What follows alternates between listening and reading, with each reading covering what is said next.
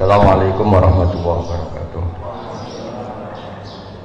Bismillahirrahmanirrahim. Rabbi shrah li sadri wa yassir li amri wahlul 'uqdatam min lisani yafqahu qawli. Wa sallim wa barik ala sayyidina Muhammadin wa ala alihi wa sahbihi ajmain. Amma ba'du.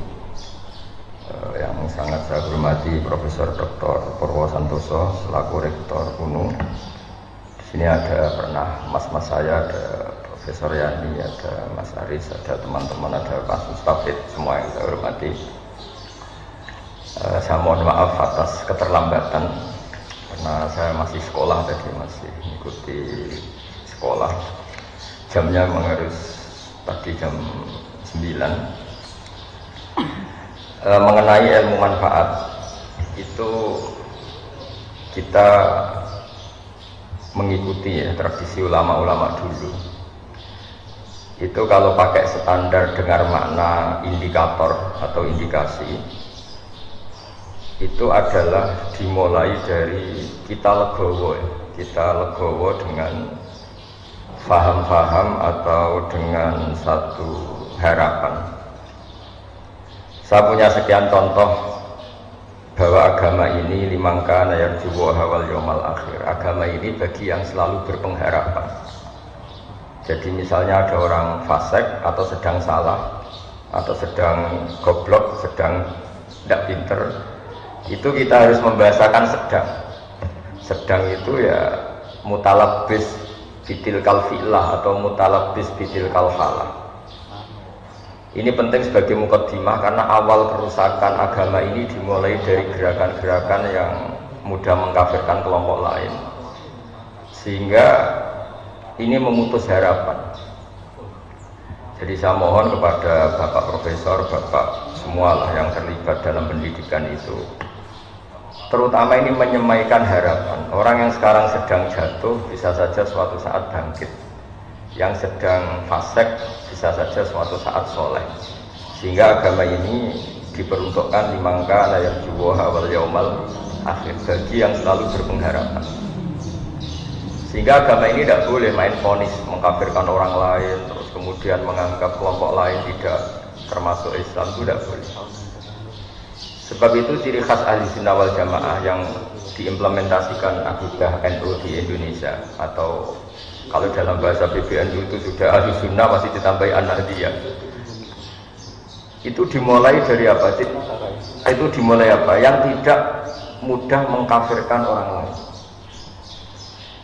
Karena sekali gerakan ini itu tumbuh dan kita masuk ke situ, maka orang Islam itu otomatis berkurang. Karena yang hakikatnya masih Muslim, kita anggap kafir. Yang hakikatnya suatu saat tobat, kita vonis atau kita statuskan, kita stigmasi sebagai orang yang jelek, sehingga nggak ada harapan lain lagi untuk baik. Sebab itu pengajian ini atau ngaji ini saya mulai dari ciri khas madhab ahli sunnah wal jamaah tentang ilmu manfaat. Ilmu manfaat itu ilmu yang orang itu selalu berharap kepada Allah Subhanahu wa ta'ala. Liman kana yarju wal yaumal akhir. Saya beri beberapa contoh masail fikih. Ada orang misalnya mati bunuh diri atau mati karena minum oplosan. Itu di Syarhun Nawawi, syarah hadis Nawawi ketika mensyarahi Sahih Muslim. Gimana hukumnya orang yang mati karena oplosan atau karena bunuh diri? Sebagian ulama mengatakan jangan datangi jenazahnya sebagai hukuman biar nggak ada lagi yang mati bunuh diri.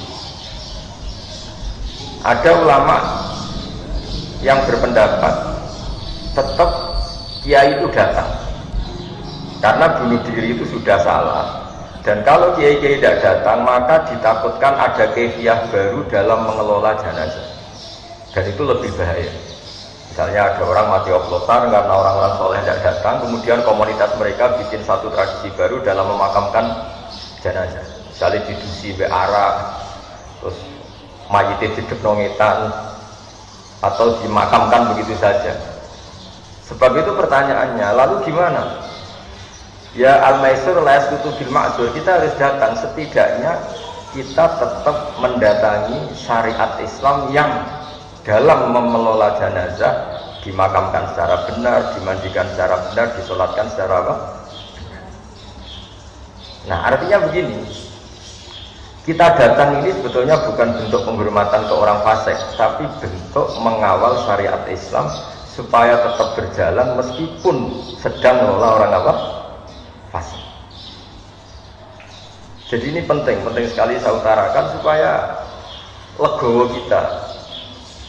kita sebagai pemandu ilmu atau pemandu mazhab Ahlussunnah wal Jamaah itu bukan urusan seneng dan tidak seneng, tapi kita ngawal syariat Islam ini kita. Caranya apa? Ya tadi selalu berpengharapan di mangkana arjuwa wal jamaah. Kalau tadi dikatakan Pak Rektor misalnya susah menerapkan pesantren di kampus, tapi jangan pernah putus harapan. Al-Azhar itu ya kampus, tapi tradisinya pesantren. Di situ ada ijazah toreko, ada ijazah cara menghafal Quran secara benar, tapi tetap tradisinya itu kampus. Nah, saya memulai makalah ini dengan buku yang jenengan baca semua, yang jenengan bawa, nanti tak baca secara urut bagian yang pokok-pokok. Saya mulai dengan ilmu manfaat itu, ilmu yang kayak apa? Saya akan berpendapat ilmu yang selalu memberi kita harapan. Jadi agama ini kata Allah liman kana yarjuha wal yaumal akhir. Bagi selalu yang punya. Ketika Sayyidina Umar ditanya ibadah paling baik itu gimana? Intidharul farad, selalu menunggu harapan. Menunggu suatu saat ada kebaikan, ada hari yang lebih baik. Nah, itu dimulai dari mana? Dimulai misalnya seorang bapak yang awam, yang mungkin lugu atau bodoh selalu bilang leke jokoyok bapak, akhirnya anaknya sekolah dan lebih baik. Ada orang yang nyuwun sewu mungkin dia maling atau copet atau apa, kalau ngandani anak itu bapak tok sing nglakoni ning penjara, kowe aja sampai nasibmu koyok bapak. Dan dari harapan seorang bapak yang terpidana ini kemudian lahirlah anak-anak yang soleh. Ketika orang-orang kafir Mekah yang sangat sadis kepada Rasulullah SAW itu sampai Malakul Jibal itu enggak tega, terus menawarkan, ya Rasulullah, hari ini saya diutus Allah untuk apa? Untuk menghancurkan orang-orang Mekah yang mengusir engkau, yang menyakiti engkau. Tapi kata Nabi, jangan. Asallahu ayyukhrija min aslabihim ma ya'budullaha wa la yusyriku bihi syai'an. Mungkin bapaknya kafir, tapi saya berharap nanti anak-anaknya menjadi mukmin. Jadi orang yang kafir saja Nabi tidak butuh harapan. Ini bukti itu ada di hadis sahih di Bukhari. Dan betul, Abu Lahab punya putri namanya Durrah. Ada yang baca Darrah, itu mukminah sholihah. Abu Jahal punya anak namanya Ikrimah, ini termasuk sahabiyun jalilun. Jadi agama ini digerakkan oleh harapan liman kana yarju. Bahkan ketika bapaknya belum, kan banyak sekarang di Indonesia. Banyak di Indonesia itu orang yang nggak bisa baca Quran, anaknya kafir. Dimulai dari mana? Dimulai dari sebuah apa? Harapan liman kana yarju wal yaumal akhir.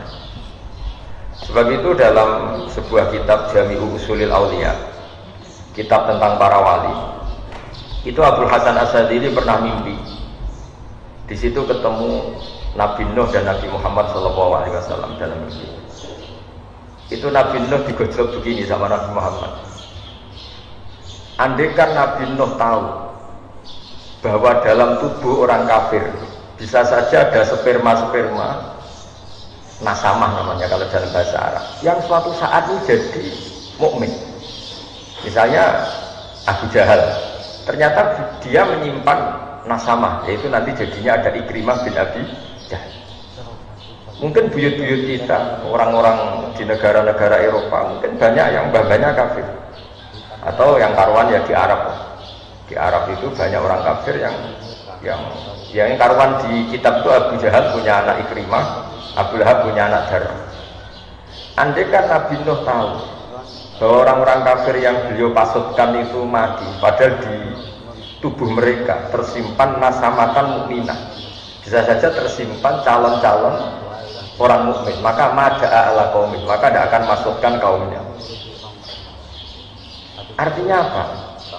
Kenapa Nabi Nuh yang termasuk ulul azmi akhirnya syariatnya Nabi Nuh tak menjadi syariat kita? Karena syariat kita tidak boleh Rabbil tazar alal ardi minal kafirina Dajjal. Karena yang sedang bodoh bisa saja di situ tersimpan calon-calon profesor, calon-calon doktor, calon-calon ulama. Padahal bapaknya awam atau lugu. Maka Bapak Purwo, Pak Profesor Purwo, saya pernah ketemu profesor juga di Jogja, cerita, Gus sebenarnya saya dengan bapak saya itu entah pinter mana. Kok sampai cerita gitu ya? Bapak saya ini petani udun, punya anak profesor. Saya profesor, anak saya naik SMP saja kesulitan. Biasanya ini pinter siapa ya? Makanya cerita yang favorit di Bazibar, abahnya Mbah Mun itu. Ada orang awam, bodoh, punya anak alim alama. Setelah punya anak alam alama ini, anaknya ini punya pondok besar itu. Ya rata-rata santri itu kultus. Anaknya saja sealim ini, apalagi bapaknya. Suatu saat bapaknya ke situ, sholatnya ya ada bener, wudunya ada bener. Santri itu masih bisa mentakwil. Ini mungkin jadab itu bahasa khusus pondok, mungkin punya perilaku khusus loh, yang sudah terbebas dari syariat. Suatu saat bapaknya ini kencing dekat musola, jadi sudah agak bisa ditakwil. Wah ini kali ini bodoh betul ya. Singkat cerita si santri memberanikan diri matur kiainya, Pak Yai, saya ini kecewa. Dulu saya kira bapak anda lebih pintar dibanding anda, karena anda alim betul. Ternyata bapak anda ini bodoh. Terus kata sang kiai tadi, ora cuma bapakku itu pintar, sing bodoh itu mbahku. Kenapa bapak jenengan pintar? Karena memutuskan punya keputusan terbaik dalam hidupnya, yaitu saya dipondokkan, artinya saya jadi orang alim. Nak mbahku bodoh, berkora tau mondok nopo. Artinya apa? Generasi bodoh itu bisa diakhiri. Maka sebetulnya seorang yang bodoh itu ya sedang bodoh.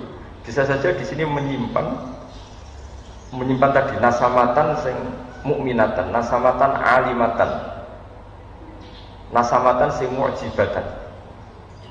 Sehingga kalau dalam ngaji nahwu, ini juga orang-orang umum juga harus ngaji nahwu. Bahasa nahwu itu manusia itu berstatus seperti isim fa'il. Isim fa'il itu kalau fasikun berarti sedang fase, bukan permanen fase. Seperti kita misalnya mungkin kita sholihun, ya sebetulnya sedang soleh, bisa saja kita su'ul khotimah, sehingga tetap disuruh berdoa ya muqallibal qulub tsabbit qalbi ala dinik. Lalu gerakan-gerakan ekstremis itu tidak mau belajar seperti ini. Kayak apa dulu Abi Sufyan musuhi Kanjeng Nabi, tapi akhirnya mukmin. Semua perang orang kafir itu dipimpin Abi Sufyan. Dulu ketika Nabi orang Islam kalah di perang Uhud, panglimanya orang kafir itu Wahsy, Khalid bin Walid. Tapi akhirnya Khalid bin Walid masuk Islam. Orang yang paling biadab di perang Uhud itu Wahsy, yaitu yang membunuh Sayyid Hamzah, juga akhirnya Islam. Maka ilmu nahwu itu penting, berarti fasikun ya di terjemahannya sebetulnya sedang fase, bukan berstatus fase, bukan berstatus permanen fase. Sehingga itu dipelajari oleh ulama-ulama. Kenapa? Karena dengan cara seperti itu ada harapan.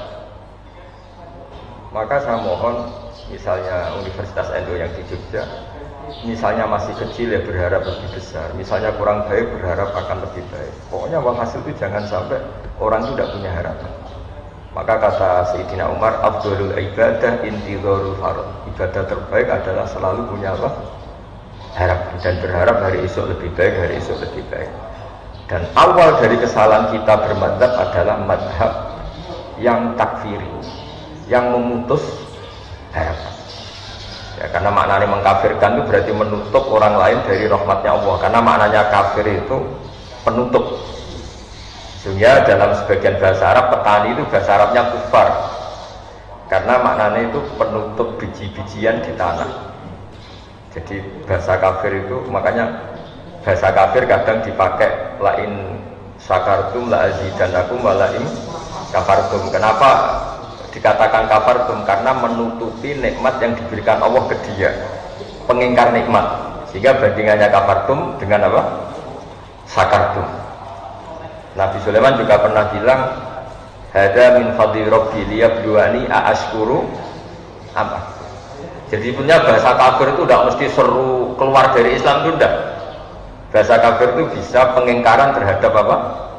Nikmat atau pengingkaran terhadap anugerah Allah juga disebut kafir. Karena bandingannya itu syukur sama apa? Kufur. Nah kadang perbandingan itu ekstrim, yaitu mukmin dan